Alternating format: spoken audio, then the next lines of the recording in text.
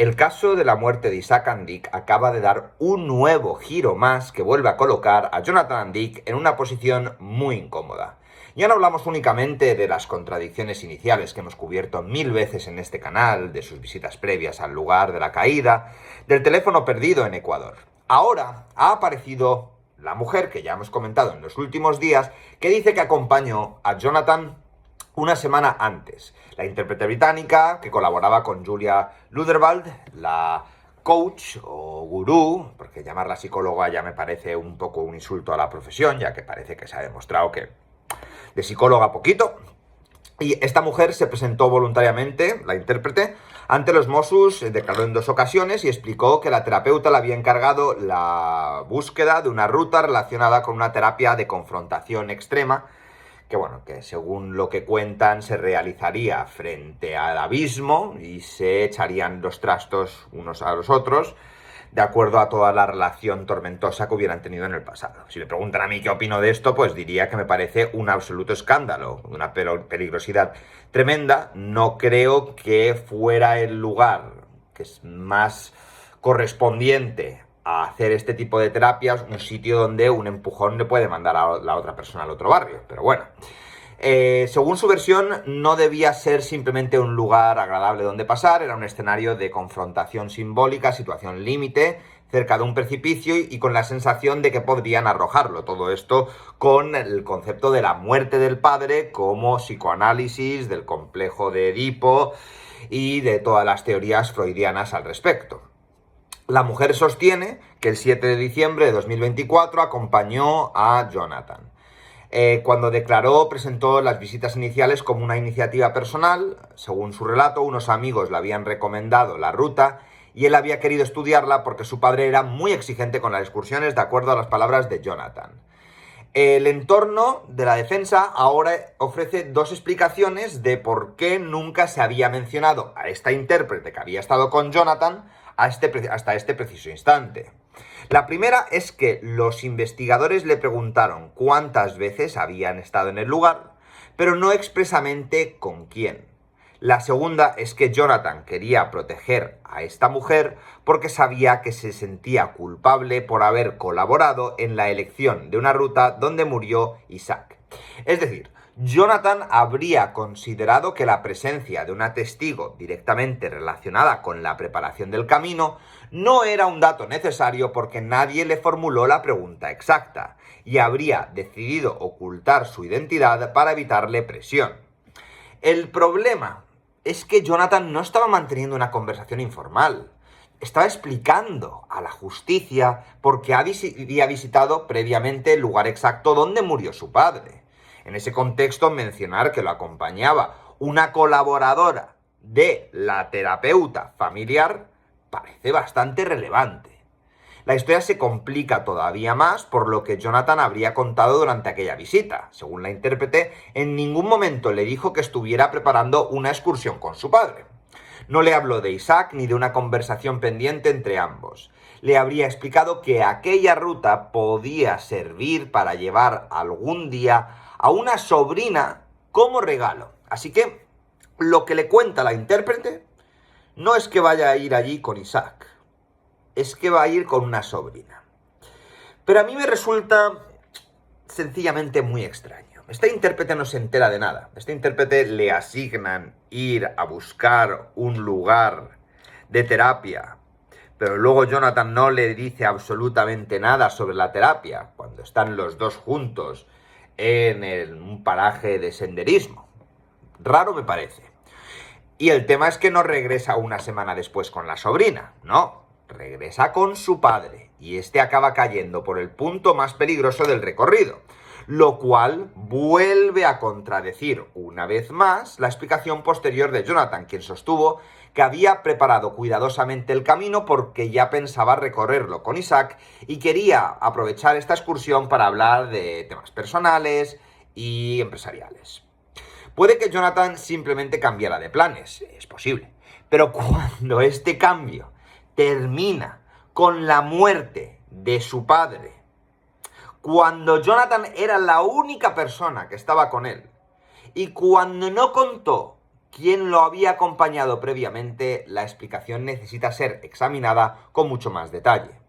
La defensa también ha respondido a la historia a la denominada ruta extrema. Ahora sostiene que la orden de buscar un camino para vivir una situación límite no estaba relacionado con Jonathan, sino con otro cliente de la terapeuta.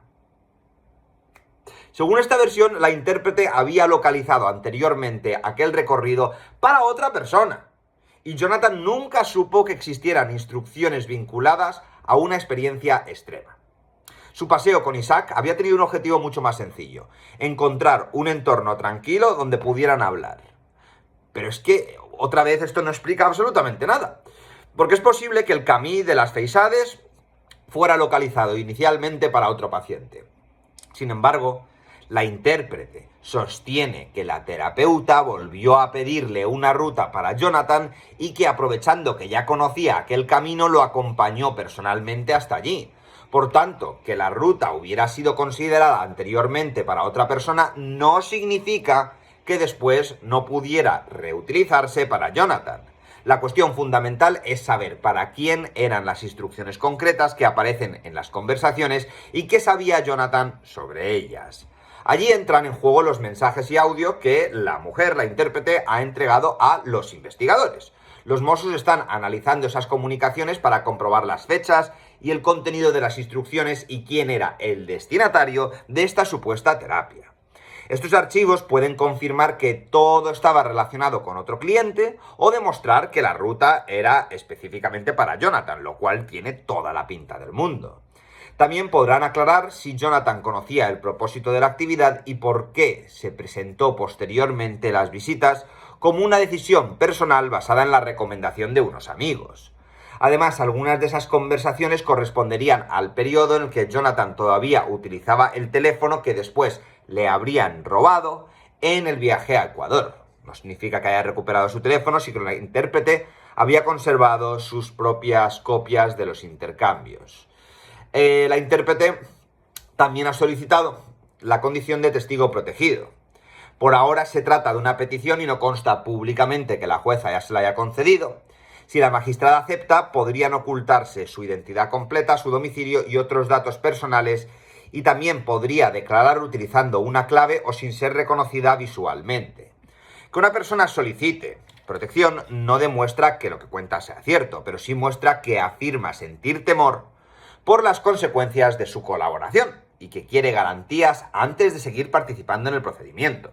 Si algo hemos visto de esta intérprete es que miedo tiene, que parece que llevaba un año sin poder dormir porque estaba completamente aterrorizada de lo que había pasado.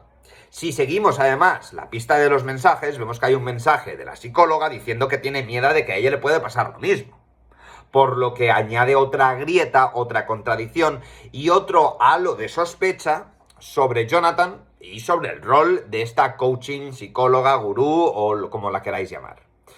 Si se le concediera la condición de testigo protegido, podría sentirse más segura para ratificar su versión ante la jueza, aportar documentos o responder las preguntas de la defensa sin miedo a sufrir presiones externas o represalias por lo hecho.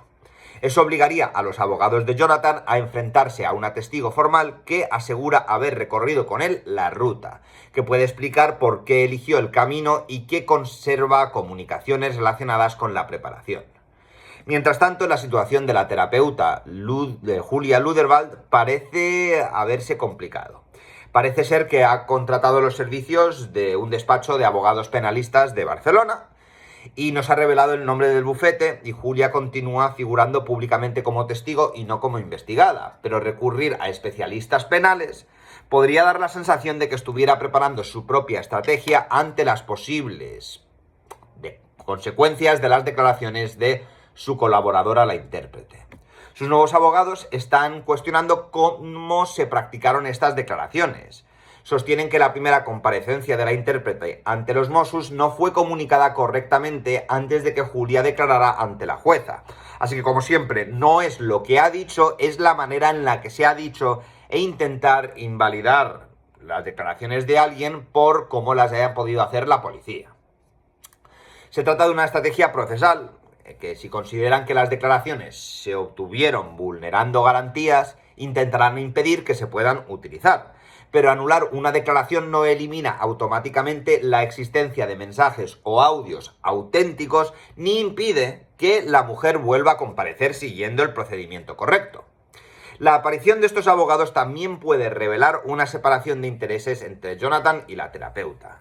Jonathan sostiene que las instrucciones sobre una ruta extrema estaban dirigidas a otro cliente. Julia tendrá que explicar por qué pidió exactamente a su colaboradora que fuera a ver la ruta para Jonathan, ¿no? Porque aquí la contradicción es mayor. Si las comunicaciones son ambiguas, ambos podrán mantener versiones compatibles, pero si los mensajes señalan claramente a Jonathan, cada parte podría intentar desplazar la responsabilidad hacia la otra. Jonathan podría argumentar que la terapeuta la organizó como actividad para un significado que él no conocía. La terapeuta podría defender que sus instrucciones se han sacado de contexto y que fue Jonathan quien decidió posteriormente llevar a su padre hasta allí. Nuestra hipótesis sigue siendo la misma. Yo creo, en lo personal, esto es una opinión, no un hecho, que Jonathan anda detrás del asesinato de su padre. Y que la terapeuta sabe mucho más de lo que nos cuestionamos. No es normal el comportamiento de una terapeuta que le dice a un cliente que si no se entregan 40 millones de euros no puede seguir con la terapia. No es normal la sugerencia de una terapeuta de llevar al padre al hijo para hacer una ruta extrema o una confrontación extrema en un lugar de potencial peligrosidad. Por lo que esta sigue siendo mi opinión. Y tal vez todo tenga una explicación inocente, pero son demasiados datos relevantes que no aparecieron en su relato inicial y que vamos descubriendo como un puzzle con piezas que se han perdido, intentando recomponer un relato en el que cada vez hay más grietas y contradicciones. ¿Qué opináis vosotros? Me encantaría saberlo. Como siempre, os estaré leyendo y nos vemos en el próximo vídeo, que posiblemente ya no sea de Isaac and Dick, ya que llevamos una carrerilla tremenda. Y nada, yo sigo de vacaciones, así que los directos por el momento siguen aplazados, pero os voy informando de cositas que vayan sucediendo en este caso o en las novedades de otros. Así que muchísimas gracias por estar aquí y nos vemos muy pronto en el siguiente vídeo aquí en A Prueba con Nota Alta. Adiós.